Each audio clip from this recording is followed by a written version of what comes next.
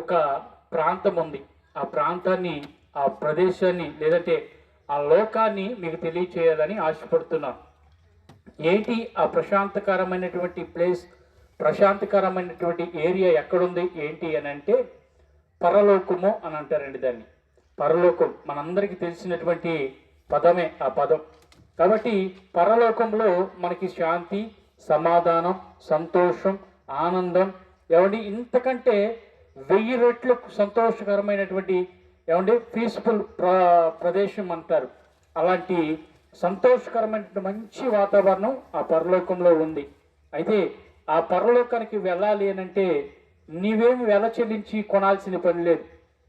నువ్వేమి డబ్బులు ఖర్చు పెట్టి ఇక్కడికి వచ్చి ల్యాండ్ కొని ఇల్లు కట్టుకొని ఇంత ప్రయాసపడుతున్నావు. అయితే నువ్వు అక్కడికి వెళ్ళాలంటే నువ్వు ప్రయాసపడాల్సిన పని లేదు, నువ్వు వెల చెల్లించాల్సిన పని అయితే అంతకంటే లేదు. అయితే నీ కొరకు ఒక వ్యక్తి వెల చెల్లించాడు. నీ కొరకు ఒక ఆయన డబ్బు ఖర్చు పెట్టి ఆయన